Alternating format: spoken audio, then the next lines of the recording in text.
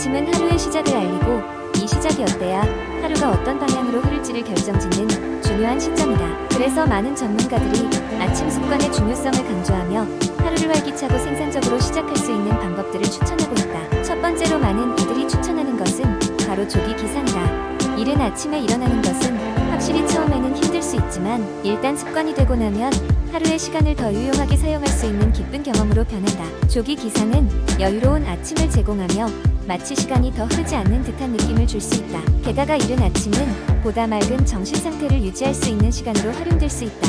일단 일찍 일어났다면 물 한 잔으로 하루를 시작하는 것을 추천한다.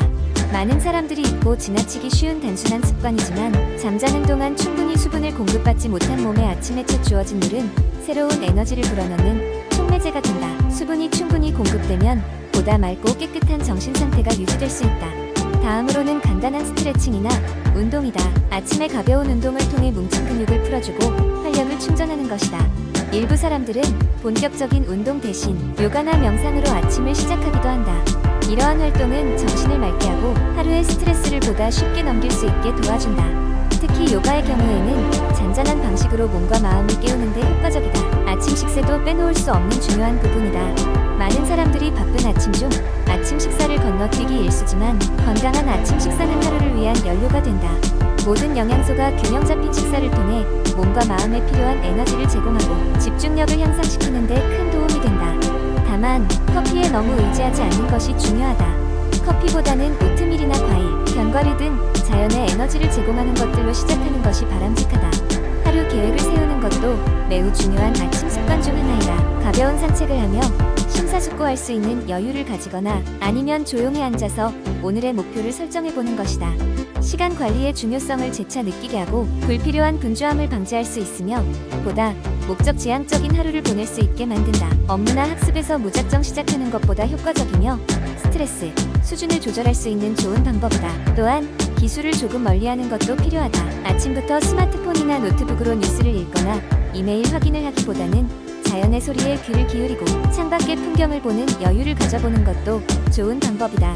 정보의 홍수에서 잠시나마 벗어나 신선한 공기를 마시고 자연과 소통하는 이 시간이 주는 정신적인 안정감은 하루를 보다 평온하게 시작하는데 많은 도움이 된다. 이 모든 과정을 거친 이후에 비로소 마음의 준비가 되었다면 이제 하루의 시작을 나설 차례이다. 여기서 중요한 것은 각자의 상황에 맞는 방법으로 위의 습관들을 변형하거나 혼합하여 자신만의 아침 루틴을 만드는 것이다. 시작이 반이라고 했던가. 이렇게 활기차고 효율적인 습관으로 아침을 시작하면 하루 종일 긍정적인 에너지가 충만한 하루를 보내게 될 것이다. 두 번째 이야기, 한때 건강에 별다른 신경을 쓰지 않았던 정현 씨는 어느 날 아침 몸이 무겁고 피곤함이 가시지 않는 것을 느꼈다. 업무에서 오는 스트레스도 있었지만 어쩌면 그의 식습관이 문제일지도 모른다는 생각이 들었다. 그는 체질 개선을 위해 의사와 상담하기로 결정했다. 정현 씨의 주치의인 김 교수는 그의 평소 식단을 듣고는 슬쩍 미소를 지었다. 많은 사람들이 그렇게 먹어요. 편리하고 빠른 음식에 길들여지면 정크푸드로 점점 더 나아가게 되죠. 라고 김 교수는 설명했다. 하지만 건강한 식습관이 몸과 마음을 얼마나 긍정적으로 변화시킬 수 있는지 아신다면 아마 깜짝 놀라실 겁니다. 김 교수는 우선 가공식품과 과도한 설탕, 나트륨 섭취를 줄일 것을 권장했다. 그 대신 신선한 채소, 과일, 다양한 색상의 식품들로 주로 구성된 식단을 제안했다. 이런 식단은 우리 몸에 필요한 비타민과 미네랄을 충분히 제공하며 항산화 물질 또한 풍부하게 함유하고 있어 몸의 노화를 막고 활력을 불어넣어준다고 설명했다. 또한 단순히 먹는 것에 그치지 말고 식사 시간을 충분히 가져 천천히 음미하며 먹는 것도 중요하다고 강조했다. 이는 소화 과정을 돕고 만족감을 더해줄 뿐 아니라 스트레스를 줄이는 데도 큰 도움이 된다고 했다. 마음을 정리하고 음식의 맛을 천천히 음미하는 시간이 정신 건강에도 긍정적인 영향을 미칩니다.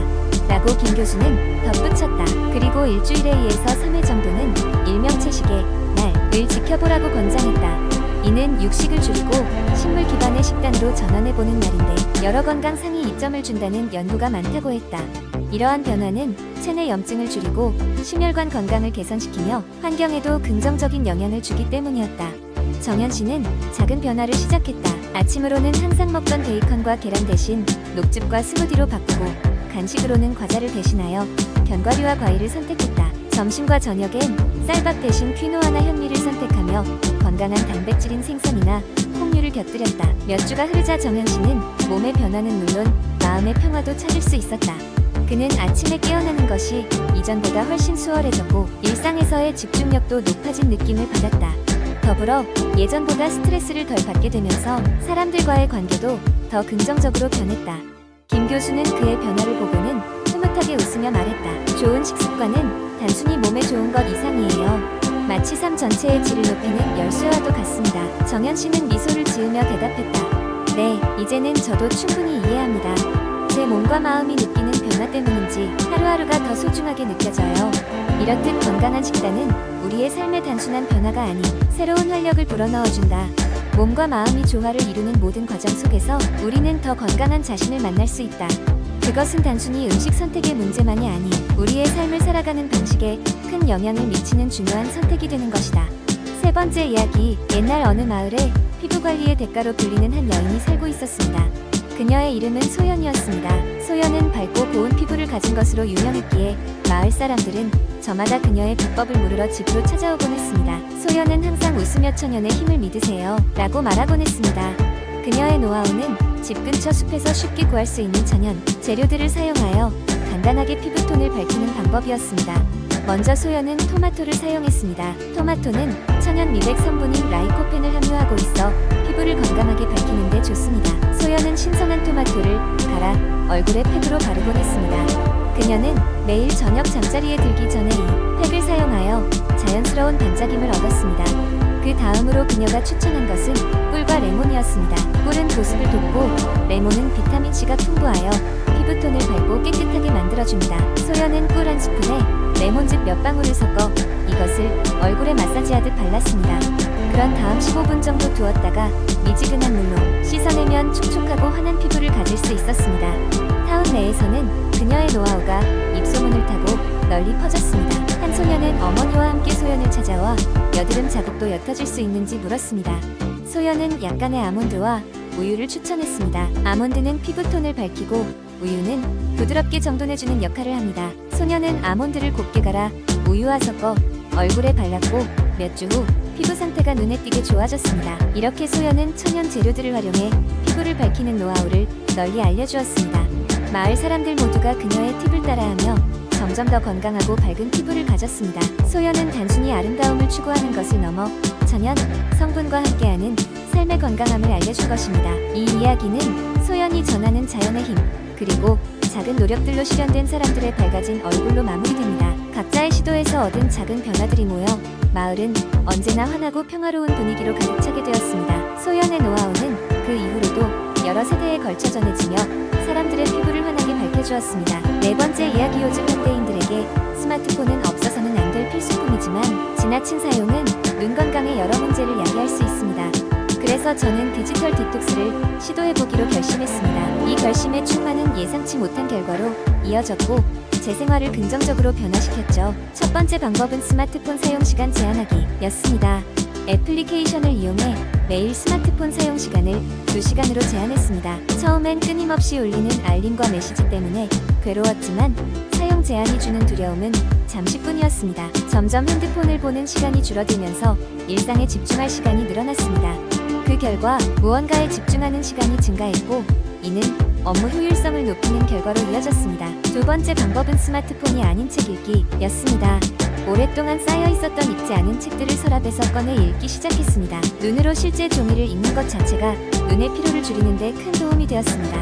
책을 읽는 동안 상상력도 키울 수 있었고 오랜 시간 집중하며 책장을 넘기다 보니 자연스럽게 스마트폰 화면을 쳐다보는 시간도 감소했습니다. 세 번째 방법은 주기적인 눈 운동이었습니다. 스마트폰 화면을 오래 쳐다보며 무의식적으로 눈에 피로를 쌓았던 것이 문제였습니다. 그래서 20-20-20 규칙을 적용했습니다. 매 20분마다 20초 동안 20피트 떨어진 물체를 바라보는 것이죠. 처음엔 어색했지만 금세 눈의 피로가 완화되는 걸 느낄 수 있었습니다. 네 번째 방법으로는 자연 속에서 보내는 시간을 늘리기였습니다. 주말마다 가까운 산이나 공원을 산책하며 자연을 만끽했습니다. 신선한 공기를 마시고 나무와 풀밭을 보는 것만으로도 심신이 안정됐고 눈의 피로도 눈에 띄게 줄었습니다. 자연 속에서 보내는 시간이 늘어나면서 스마트폰의 존재를 잠시 잊는 효과도 있었죠. 마지막으로 5번째 방법은 기상 및 취침 후 스마트폰 사용 자제하기였습니다. 아침에 눈을 뜨자마자 스마트폰부터 확인하는 습관을 버리고 하루를 차분하게 시작하기 위해 아침 명상이나 스트레칭을 했습니다. 그리고 잠자기 전엔 스마트폰 화면이 아닌 좀 더 차분한 것을 보며 하루를 마무리했습니다. 이로 인해 수면의 질도 향상되었고 눈의 피로도 자연스럽게 개선되었습니다. 그 결과 이러한 디지털 디톡스의 시도가 제 일상과 건강에 긍정적인 변화를 가져다 주었습니다. 눈의 피로가 줄고 일상의 질이 개선되었을 뿐만 아니라 정신 건강에도 큰 도움이 되었습니다. 많은 사람이 디지털 기기의 과다 사용으로부터 벗어나 조금 더 건강한 삶을 영위하길 바라며 디지털 디톡스를 추천해 드립니다.